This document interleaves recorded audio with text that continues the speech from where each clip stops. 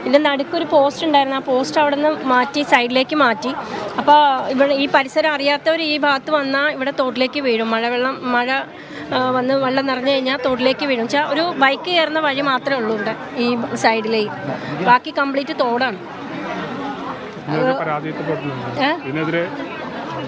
ഒത്തിരി വന്നിട്ടുണ്ട്. ഇത് കോർപ്പറേഷനാണ് ശരിക്കും നിൽക്കുന്നതെന്നാണ് പറയുന്നത്. മുനിസിപ്പാലിറ്റിയിൽ അന്വേഷിക്കുമ്പോൾ കോർപ്പറേഷനാണ് ഇതിൻ്റെ വർക്ക് നിൽക്കുന്നതെന്നാണ് പറയുന്നത്. എന്നാലും നമ്മുടെ മരട് മുനിസിപ്പാലിറ്റിയുടെ വീടുകളാണ് സൈഡിൽ കൂടുതലുള്ളത് കൊണ്ട് ഇതിൻ്റെ ക്ലീനിങ്ങും കാര്യങ്ങളും ഒക്കെ മരട് മുനിസിപ്പാലിറ്റി ചെയ്യാറുണ്ട്. വെള്ളം ഒഴുകി പോയില്ലെങ്കിൽ ഇതായിരിക്കും അവസ്ഥ.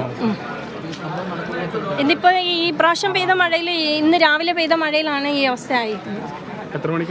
ഇന്ന് 4 മണിക്ക് തുടങ്ങിയ മഴയാണ്.